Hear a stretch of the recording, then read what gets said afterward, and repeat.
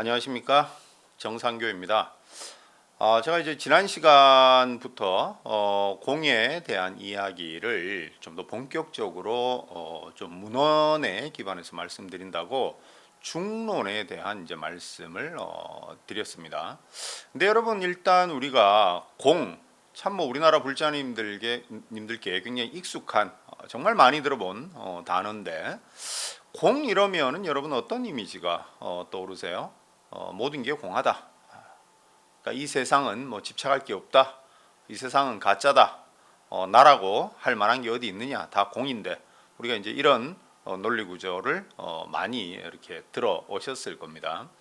그런데 솔직히 이게 나라고 하는 존재가 이렇게 있고, 또 이 세상은 너무나 리얼하게 존재하는데 왜 공하다고 자꾸 그러는지 솔직히 저는 잘 와닿지가 않습니다. 저만 그런가요? 그리고 그 공을 설하는 우리 반야경 상당히 내용이 참 어렵습니다. 그죠? 그리고 그러다 보니까 그것을 설명한 이 중론이라고 하는 책도, 그 텍스트도 어떻게 보면 단순한 논리 같지만은 그렇기 때문에 또 굉장히 또 이해하기가 어렵습니다. 그리고 또 굉장히 무미건조하기도 해요. 그래서 제가 고민을 하다가 오늘은 여러분들이 너무나도 많이 알고 계시는 What is real? 이 대사로 너무나 유명한 영화, 물론 이렇게만 말씀드리면 알기가 어렵겠죠. 바로 이제 1990년대 말에 개봉했던 바로 그 매트릭스에 나오는 굉장히 유명한 대사죠, 그죠? 진짜라고 하는 건 과연 뭐냐? 라고.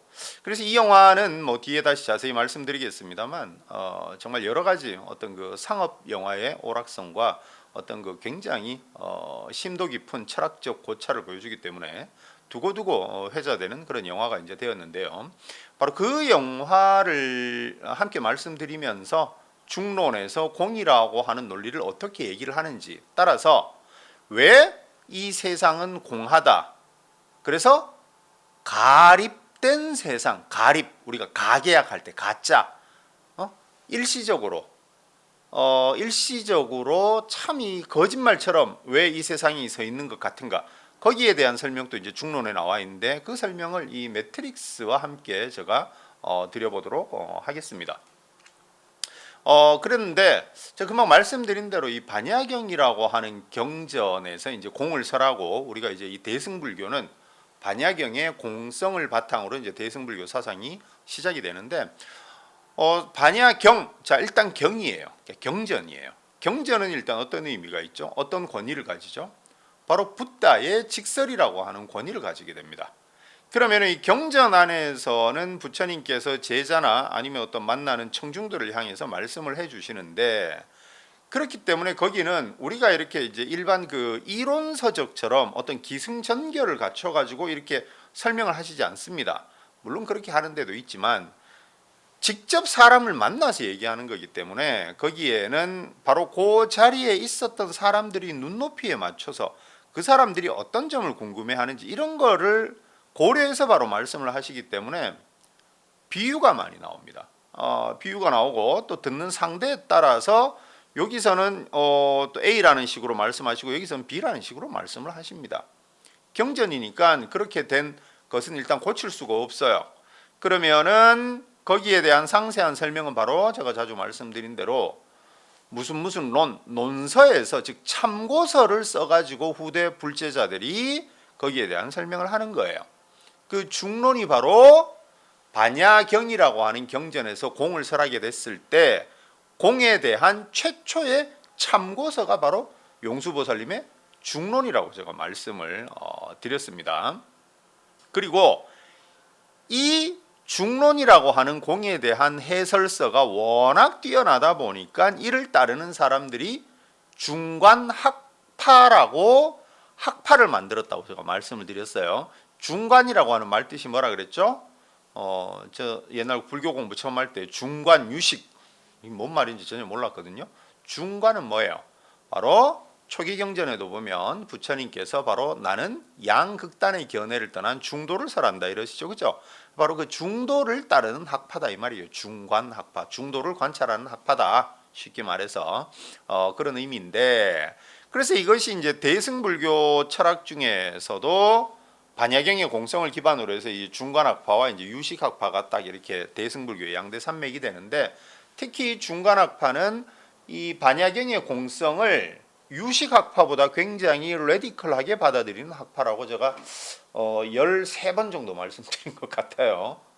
굉장히 좀 어떻게 보면 원리적으로 좀 받아들인 게 바로 이 중간학파라고 얘기할 수 있어요. 근데 이제 여기서 우리가 한 가지 체크할 게 있어요. 뭐냐면은 이 용수보살님의 중론을 기반으로 대승불교의 한 학파인 이제 한 기둥인 중간학파가 이제 생기게 되는데, 용수보살님 당시는 내가 중간학파를 만들겠다 이런 의식이 없었다고 제가 21번 정도 말씀드린 것 같네요. 용수보살님은 약 한 150년에서 250년 사이로 추정이 되는데, 중간학파라고 하는 학파는 후대에 약 6세기경에 바비베카라고 하는 스님께서 학승이 이게 우리를 앞으로 중간학파라고 할 거야. 이 용수보살님의 중론을 따르는 학파 중간학파라고 할 거야라고 6세기경 사람이 그렇게 중간학파라고 하는 이름을 지었어요. 이 바비베카라고 하는 분은 그 인도 말 뜻 자체가 이름 뜻 자체가 뭐 여러 의미 해석이 가능하겠지만 어떤 뭐 빛나는 뛰어난 논법 말씀 이런 의미이기 때문에 바비베카를 이렇게 책 보시면 여러분 맑을 청자 말씀변자 써가지고 청변 이렇게도 많이 번역을 해요. 그래서 하여튼 이분이 훗날 야 우리가 중간학파다 이런 의식을 가졌는데, 제가 이 말씀을 왜 드리냐면 이 반야경의 공성이란 것 자체가, 공이라고 하는 그 단어 자체가 어떤 결여 없다 이런 의미가 있다 보니까 용수보살님이 중론을 쓰실 때도 반야경의 공성을 해설을 하실 때도 용수보살님이 굉장히 그 생각하신 게 뭐라 그랬죠? 바로 우리 공을 설하는 공성론자들은 허무론자가 아니라고 하는 것, 즉 우리 대승불교 공성을 얘기하는 사람들에게 가해진 너희들 허무론자 아니야 라고 하는 오해를 불식시키는데 굉장히 많은 노력을 기울인다고 제가 말씀을 드렸어요. 그러니까 이거는 불교 외부의 학파도 이 새롭게 일어난 대승불교의 이 공성론자들에 대해서 너희들은 허무론자야 라고 비판이 있었고, 같은 대승불교 안에서도 금방 말씀드린 중간학파, 유식학파가 있다 그랬죠. 이 둘도 별로 사이가 안 좋았어요. 서로 오랜 시간 비판을 합니다. 왜? 유식학파가 봤을 때는 너무 공만 얘기하는 이 중간학파가 마음에 들지 않았던 거예요. 그러니까 아주 오랜 시간 동안 서로는 또 대승불교의 양대 학파지만 계속해서 비판을 이어갑니다. 제가 금방 바비베카라고 하는 분이 중간학파라고 하는 말을 만들어서 그때부터 중간학파 의식이 있다 그랬죠. 용수보살님은 한 2세기 정도 분이신데 바비베카는 6세기 분이라 그랬죠. 그러니까 6세기 정도의 중간학파라고 하는 의식이 생겼는데, 그 왜? 유식학파에 대항하기 위해서 중간학파라는 이름을 만든 거예요. 그러니까 대승불교 안에서도 야 너무 공만 얘기하면 너희들 좀 허무해, 허무론자 같아, 뭐든 없다 이러는 것 같아 라고 하는 게 자꾸 있었기 때문에 용수보살님 때부터 계속 우리는 허무론자가 아니야 그런 말씀을 계속해서 이렇게 하는 겁니다. 그러니까 이 중간학파 입장에서는 공을 굉장히 레디컬하게 받아들이는 이 중간학파는 유식학파가 얘기하는 뭐 잠재무의식이니 뭐 알라야식이니 이런 걸 다 비판해요. 야, 뭐 쉽게 말해서 이게 다 연기되어 있고 공한 건데 무슨 알라야식이냐 이렇게 얘기를 하는 거예요. 뭐 유식학파 쪽에선 또 뭐라 그래요? 야, 너무 공만 얘기하면 이거 뭐 윤회도 뭐 공이고 뭐도 다 공이다 이러면 사람들한테 이게 불교를 전하기가 쉽지 않지 않냐. 물론 부처님께서 중도를 설하신 거 우리도 다 인정하는데, 우리도 반야경 다 인정해. 반야경을 우리 사상의 기반으로 삼고 있어. 하지만 너무 그렇게 레디컬하게 나가는 거는 아닌 것 같아. 그래서 대승불교 양대 학파도 사이가 안 좋습니다. 그게. 그래서 중간학파라고 하는 학파의식이 뒤에 생기는 거예요. 그런데 이 부처님께서 어쨌든 중도라고 하는 것이 모든 것이 없다라고 하는 것도 단멸론이기 때문에 배격해야 되고, 모든 것이 늘 존재한다라고 하는 것도 상주론 항상 존재한다라고 하는 그런 또 집착에 빠지게 되기 때문에 양극단을 우리는 배격해야 된다. 따라서 부처님께서는 분명히 이렇게 중도를 설하셨지 공이라고 해서 없다가 아니라고 이 중간 학파들은 계속 얘기를 합니다. 그런데 이 대승불교 자체가 소수파다 보니까 그런 어떤 오해, 힘도 작은데 자꾸 허물론자다 이러니까 열심히 공이 허물론이 아니라는 걸 변론을 해야 됐던 거예요. 많은 노력을 이제 기울이는 거예요. 그런데 여러분, 제가 이제 늘 여기서 이제 강조하는 게 뭐냐면, 우리가 이제 불교의 용어가 사실 너무 이렇게 너무 이렇게 수준이 막 너무 높은 것 같고, 너무 어려워요. 추상적이에요. 그래서 이제 이 불교가 중국으로 전해지면서 또 이제 선종의 어떤 굉장히 비유를 하자면 여러분 지금 우리나라의 어떤 주류가 되어 있는 우리 이제 선종도 여러 불교의 모습 중에 하나인 거예요. 그런데 이제 선종이 우리나라의 이제 주류가 그렇게 되었는데 비유를 하자면 선종이라고 하는 건 여러분 이건 제 비유입니다. 여러분 이제 그 미술이나 이런 거 전공하신 분들도 있으실 텐데 미술관에 가시면 여러분 추상화 이렇게 보시죠. 추상화를 보면 그 예술을 하는 분들은 딱 보고 저거 어떻다 이렇게 그 해석을 하시겠죠. 근데 저같이 미술에 문외한인 사람은 풍경화 정확하게 그린 거를 봐야 이게 무슨 뜻이고 이걸 아는 거예요. 제가 봤을 때 선정이라고 하는 것은 굉장히 추상화 같은 겁니다. 이게 단박에 탁 우리가 이게 와닿기가 쉽지 않아요. 해석의 폭도 굉장히 넓고. 그러니까 우리가 불교 이러면은 늘 뭔가 추상적이고 어렵고 뭔가 안 와닿는 것 같아요. 그리고 불교에서 진리란 뭡니까? 이러면 해탈, 열반, 깨달음. 그럼 뭐가 깨달음입니까? 라고 했을 때 대답을 해야 될 거 아닙니까? 그죠? 깨달음? 그거 더 이상 말로 하면 안 되지. 이렇게 해서는 안 되는 거잖아요. 그죠? 물론 그 깨달음의 어떤 경지를 우리가 쉽게 말로 할 수 없는 건 맞는데 일반 사람들에게 불교가 좀 더 전해지기 위해서는 그것을 현실의 언어로 풀어줘야 되는 거잖아요. 그죠? 근데 우리는 어떤 영화나 드라마에 보면 막 우리 저 수행하시는 분들이 못 알아듣는 말씀 서로 나누시고 그러니까 그걸 보는 우리들도 불교는 원래 그런가 보다 이제 이런 이미지가 굉장히 많이 이렇게 들어 있는 것 같아요. 그런데 여러분 제가 이제 이것도 자주 말씀드렸는데 불교에서 깨달음이라고 하는 것은 우리가 한마디로 여러 가지가 있겠지만 여실직연이라고 제가 몇 번 말씀드렸어요. 여실직연, 실상과 같은 그와 같은 여가 그럴 여자니까 그러니까 실상 있는 그대로 실상과 같이 보는 어떤 그 견해가 여실직연이에요. 그래서 요 여실직연을 가지게 되면 그게 깨달음인 거예요. 불교에서는. 여전히 제 말도 이해하기 어렵다고요? 네, 맞습니다. 그래서 제가 여기서 매트릭스 얘기를 이제 해드리려고 하는 겁니다. 자, 여러분, 우리가 생각하고 있는 것들, 우리가 머릿속에 생각하고 있는 것들이 무엇을 통해서 구체화됩니까? 내 생각이 남에게 정확하게 전달된다는 것은 내 생각이 정리가 되니까 그런 거잖아요. 그럼 그 정리된 거는 어떻게 표현이 돼요? 바로 우리의 말, 즉 언어로서 이게 정리가 되니까 이게 언어로 나오는 거잖아요. 그죠? 여러분 우리가 누가 무슨 얘기할 때 듣고도 이해가 안 되면 뭐라 그래요? 야, 무슨 말 하는 거야? 다시 정리해서 말해줘 이러잖아요. 그죠? 그러니까 정리가 안 되고 자기도 이해가 안 되면 말로 표현해도 그게 잘 우리가 받아들이기가 어려워요. 그러니까 우리의 언어라고 하는 것, 이 말이라고 하는 건요, 우리의 개념, 우리의 생각을 구체화시킨 것이 바로 언어예요.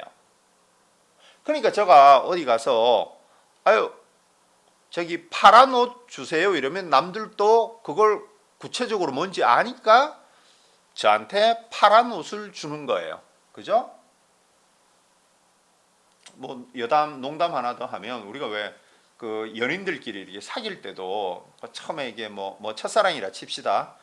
훗날 서로 안 돼서 이제 수십 년 지나서 이제 동창회 때 서로 이제 나이 먹고 만났다 칩시다. 그 이제 웃으면서 그런 얘기 하죠, 그죠? 야, 내가 그때 너에게 그렇게 마음 표현했는데도 너는 왜 못 알아듣노? 이러죠, 그죠? 상대는 또 뭐라고 해요? 아니, 그걸 명확하게 말로 표현을 안 했는데 내가 무슨 관심법이 있는 것도 아니고 내가 그걸 어떻게 알아듣냐? 이러죠, 그죠? 우리 말이라고 하는 거는 이렇게 우리 생각의 구체화가 바로 말이에요. 자, 그럼 제가 왜 여기까지 이런 또 비유를 자꾸 드냐면, 자, 그런데 여러분, 용수보살님께서는 바로 공성을 설명하기 위해서 바로 이러한 언어의 문제를 날카롭게 파고듭니다.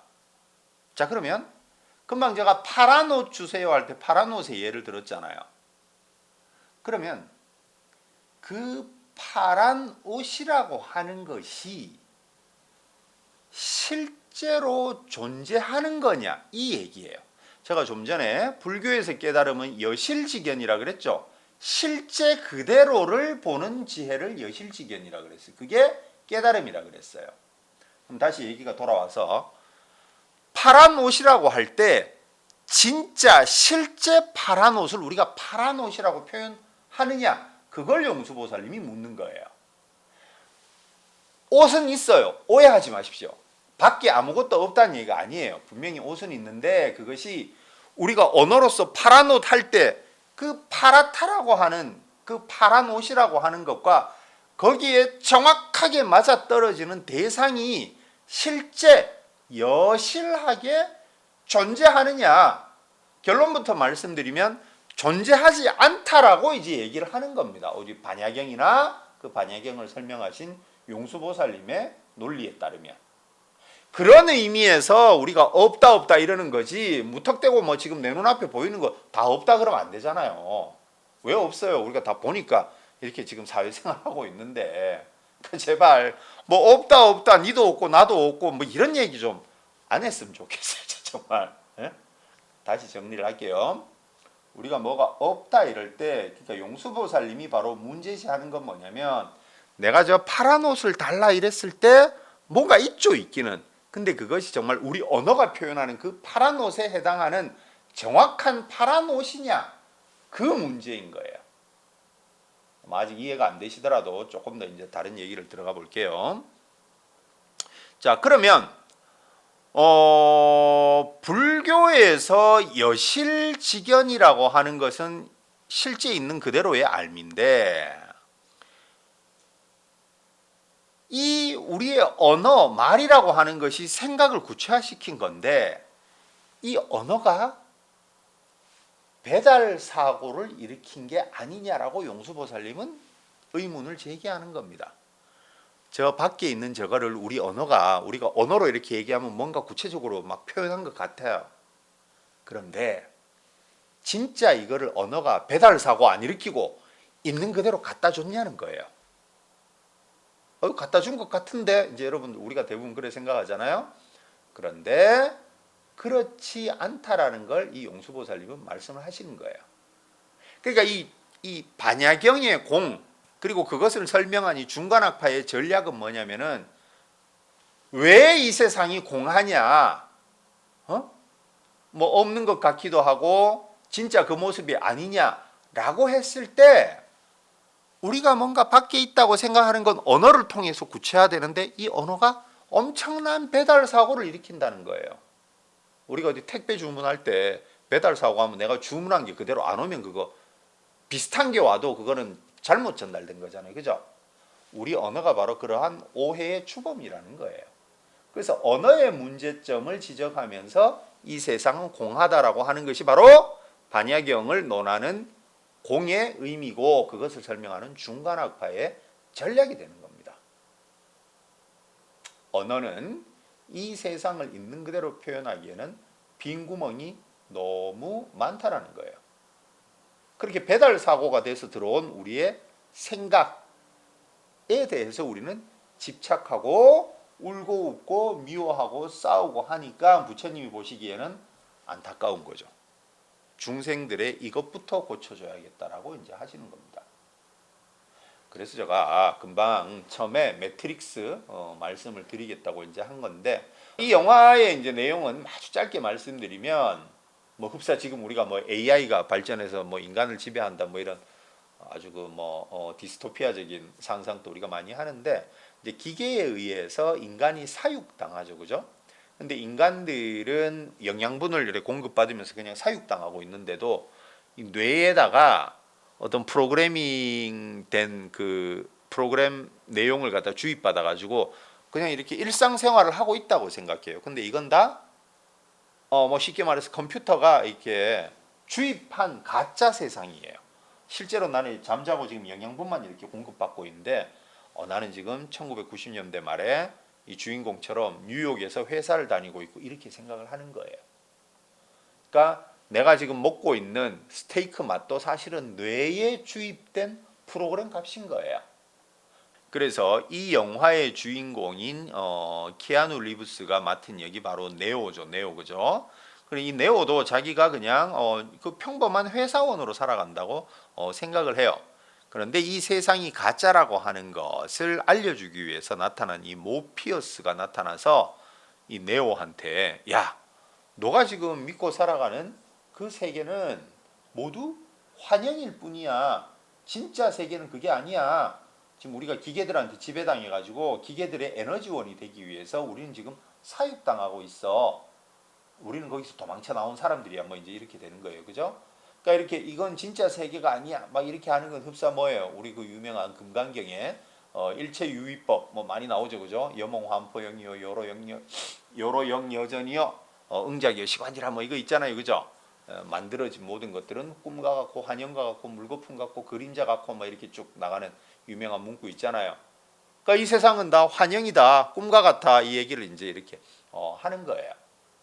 그러니까 당연히 이 주인공은 처음에 이 무슨 황당한 얘기냐 못 믿죠, 그죠? 안 믿게 되죠. 그러니까 이 모피어스가 그 아주 유명한 그 장면 있죠. 빨간 약과 파란 약을 딱 내밀면서 빨간 약을 먹게 되면 진실을 알게 될 것이고 파란 약을 먹으면 지금 세계 그대로 그냥 살아간다. 이러니까 우리의 이제 주인공은 당연히 빨간 약을 먹고 진실을 알려고 해야 영화가 진행이 되겠죠, 그죠? 그래서 빨간 약을 먹고 여실한 세상을 사람들에게 알리기 위해서 분투하면서 가는 내용이 이제 이 영화의 주된 내용이 되겠죠, 그죠? 바로 여기서 이 빨간 약을 먹고 이제 진실을 알려고 노력할 때 나오는 그 유명한 대사가 바로 있죠, 그죠? 그때 네오가 이렇게 얘기하죠. 야, 이 지금 내 모습 이게 진짜가 아니란 말이야? 이러니까 그 모피어스가 뭐라 그럽니까? 제가 아까 말씀드린 그 짧은 영어, 제가 영어를 못하기 때문에 What is real? 이렇게 묻죠. 키아누 리브스가 주인공이 야 이게 진짜가 아니란 말이야 이러니까 야 진짜? 진짜라는 게 뭔데? 딱 이 얘기를 해요. 그러면서 뭐라 그래요? 진짜를 어떻게 정의할 수 있는 거니? 너가 지금 느끼고 냄새 맡고 맛보는 모든 것은 네 뇌가 보내는 신호일 뿐이야. 이렇게 딱 얘기를 해줘요. 그는 그 영화 안에 이제 그 구조가 또 뇌의 어떤 프로그래밍이 돼가지고 우리가 가상 세계를 산다 그거하고도 연결이 되지만, 그러니까 우리가 진짜라고 믿고 의심치 않는 이 세상은 모든 게 뇌의 전기 해석, 전기 신호에 의한 해석일 뿐이라는 거예요. 우리 현대 뇌과학적으로도 그렇죠, 그죠?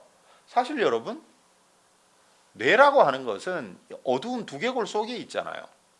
뇌는 한 번도 바깥 세상을 본 적이 없어요. 그러면 뇌는 어떻게 밖을 압니까?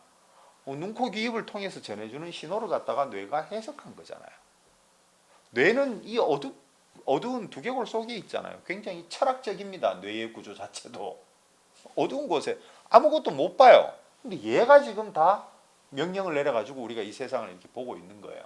그러니까 뇌과학적으로도 참 그 맞는 말이에요. 그죠? 그러니까 개가 바라보는 세상, 꿀벌이 바라보는 세상은 다 해석이 다르겠죠. 그죠? 단맛, 짠맛 이런 것도 동물마다 다 다를 것이고.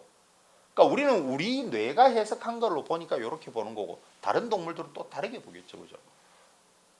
그럼 여기서 한 걸음 더 나아가서 길다 짧다 제가 자주 말씀드린 그다음 밝다 어둡다 이런 것도 다 우리의 뇌가 해석했든 어쨌든 불완전한 정보인 거죠. 우리 언어로 길다 짧다 밝다 어둡다 이렇게 얘기하지만 여기서 바로 나오는 게 아까 말씀드린 우리 언어는 세상을 그대로 반영한 게 아니라는 거죠. 자, 조금 더 깊은 얘기는 뒤에 하기로 하고, 그러니까 불교가 정말 뛰어난 가르침이라는 게 여러분 정말 놀라고 또 놀랄 일이 뭐냐면 불교도 바로 뭐라 그래요? 중생들의 행복, 그 다음에 깨달음을 위해서 아까 전에 제가 여실지견이 깨달음이라고 말씀드렸는데 여실지견을 알기 위해서 첫걸음으로 우리가 알아야 될 게 부처님께서 뭐라 그러세요? 저 하늘의 신의 우주를 만든 창조주를 위해서 제사 지내는 게 아니라 아니비설신의 눈, 코, 귀, 입을 통해서 들어오는 색성, 향미, 촉법부터 정확하게 보라고 얘기를 하잖아요. 아까 전에 영화에서 모피우스가 뭐라 그래요? What is real? 진짜라고 하는 게 뭐냐? 결국은 이 눈, 코, 귀, 입을 통해서 들어온 거 뇌의 해석 아니니? 잘못됐다는 거죠. 물론 불교에서는 그런 뇌의 해석을 얘기하는 건 아니지만 비슷한 게 우리 아니비설신의 의익은 즉 해석하는 기관을 두고 있긴 하지만 우리가 안다는 건 결국 눈, 코, 귀, 입을 통해서 들어온 건데 거기에다가 우리가 언어를 갖다가 딱 붙여가지고 길다 짧다 행복하다 불행하다 해버리니까 실제 그런 게 있는 게 아닌데 우리가 언어로 그렇게 만들어서 언어가 만든 집 속에서 우리가 살고 있는 거예요. 그러니까 여기서 아까 제가 말씀드린 이 영화에서 이 주인공이 이 사람들이 다 컴퓨터, 기계들이 주입해준 내용 속에서 살아간다 그랬죠? 자, 그걸 우리가 반야경이나 중론의 관점으로 옮기면 어떻게 된다고요? 우리는 우리 언어가 만든 잘못된 관념 속에서 살아간다는 거예요. 그것이 바로 반야경과 중관학파가 얘기하는 이 세상은 가립, 일시적인 것이다, 거짓된 것이다 라고 할 때 바로 이 언어의 비진실성에 기반해서 이런 얘기를 하는 겁니다. 무턱대고 없다 이러는 게 아니고. 그러니까 용수보살님께서는 이제 중론에서 부처님께서 너희들이 알고 있는 것은 다 잘못된 알미야 라는 것을 증명하기 위해서 용수보살님은 어떻게 하시냐면 바로 금방 말씀드린 우리 언어의 문제점, 불완전성을 파고들면서 이 세상에 대한 우리의 알미라고 하는 것이 굉장히 잘못됐다라고 하는 걸 말씀을 하시는 거예요. 그것이 바로 중론 전체 모든 챕터에 이런 내용으로 채워지게 되는 겁니다.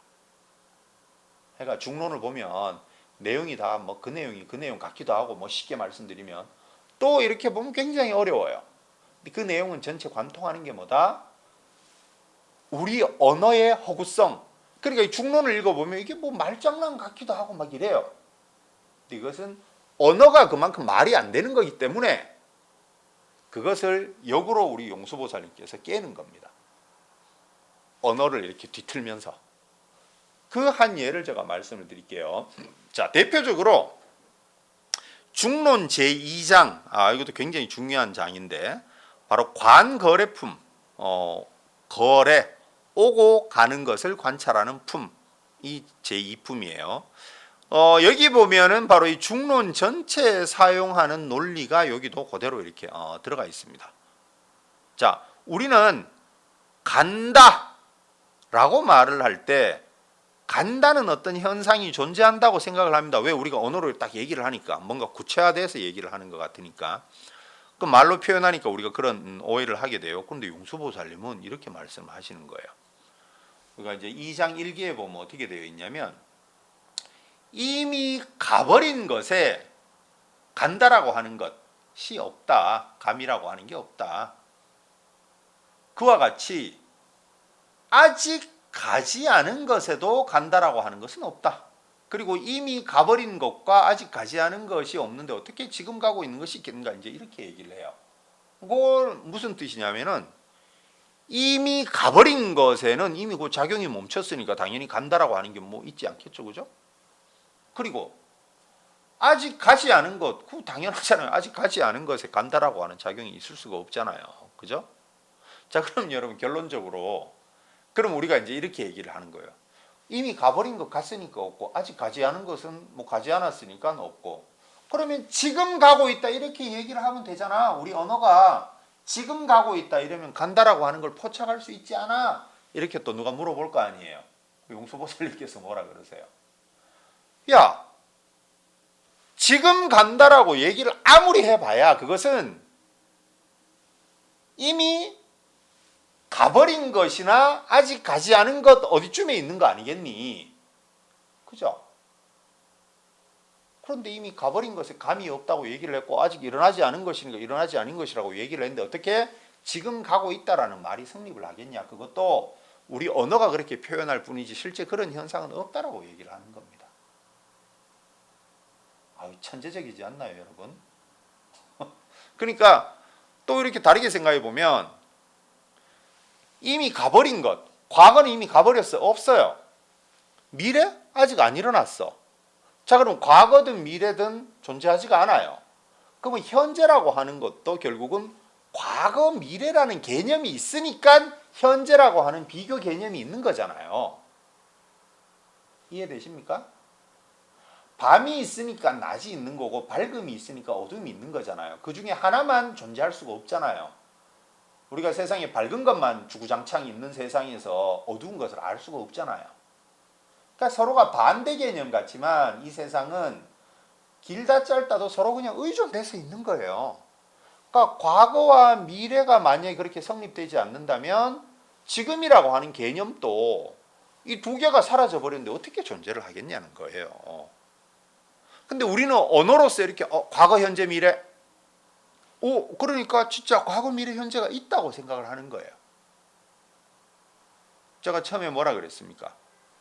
파란 옷을 우리가 얘기할 때 파란 옷이 뭔가는 있을 수는 있어요. 그런 현상이.